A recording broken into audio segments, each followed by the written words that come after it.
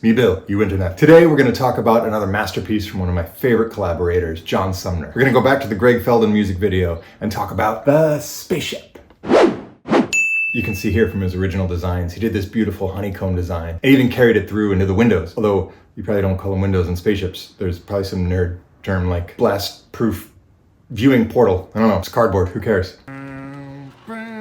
He just built this in his garage, almost single-handedly if I recall.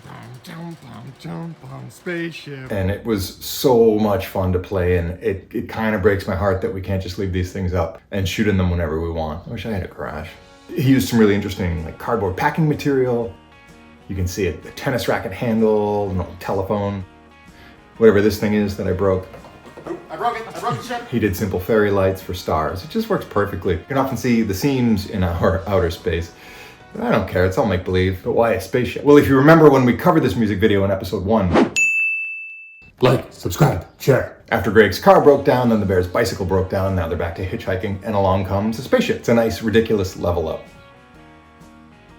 We've got the drone shot here for the POV of the spaceship. And then we've got this pretty mediocre comp. I wasn't prepared for the shot. I didn't properly plan and light for it. You cannot over-prepare, but also it's fine. Cut to the group here. We've got a leaf blower on them to make it seem like the ship is landing. Never leave home without a leaf blower. And then they're inside and they meet the captain, this guy. Just a basic oven mitt design. Who are you calling basic? Made by my wife's sister, Joanne. Got some duct tape here for his stripes. I don't know, a little goatee.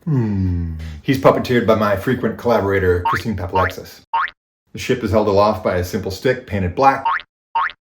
I didn't want to hide the stick. It's all make-believe. It's part of the charm. This little ship is so cool. I love that John Sumner put a practical light in it for us. Hand-painted cardboard always looks so cool on camera. I love this little puppet so much, and I love working with Kyle. He and I also did Blue together. If you've seen that, you'll probably recognize the style of puppet. It's the same designers, Yetis and Friends, based out of Portland. They do some beautiful work. You should check them out. Uh-oh, the ship's in trouble! Courtesy of a smoke bomb we taped to it, which even sparked for us on a couple takes, which was a nice bonus. Obviously referencing classic Star Trek here, where they throw themselves to one side and then throw themselves to the other, and then we just violently tilt the camera to match the action. Now we're inside the ship, we've got a leaf blower, a bunch of debris, we've got our smoke machine, another crucial item, never leave home without one, and total chaos, and of course the light is red, because red means danger, danger! Danger, Will Robinson! And then here we have my favorite shot in the video, that rack focus to the globe. We used the ship to hide the base that the globe was standing on in the good takes. You can see it took us a bit to dial all this in. The speed, the energy, the framing to hide that base. Then bang, it crashes to Earth and they stumble out.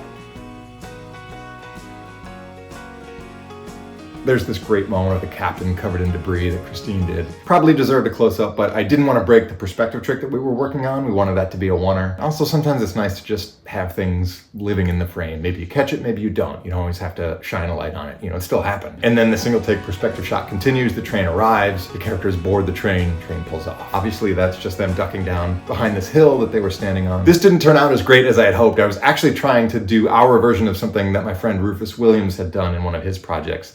He did it brilliantly. You can see here. I don't know if the extra complication of the crashing ship, which could have been more epic, I don't know if that was a limiting factor. I don't know if we just didn't spend enough time getting our spacing right, or if we had some limitations with our physical location, or if I just suck. Still fun to give it a go though. And here's how the sequence plays out in the final version.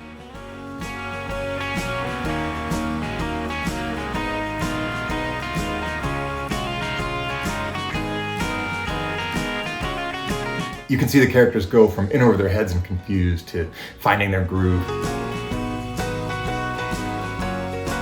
But right when they get comfortable, once again, following our pattern, the method of transportation breaks down.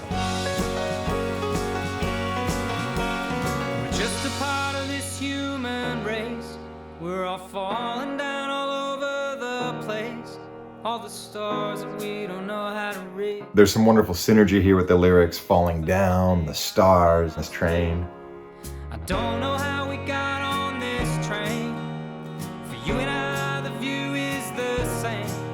And nobody gets to choose where they are. And nobody... That's the spaceship sequence from Greg Felden's Every Time music video. Again, I encourage you to check out Greg Felden and his music.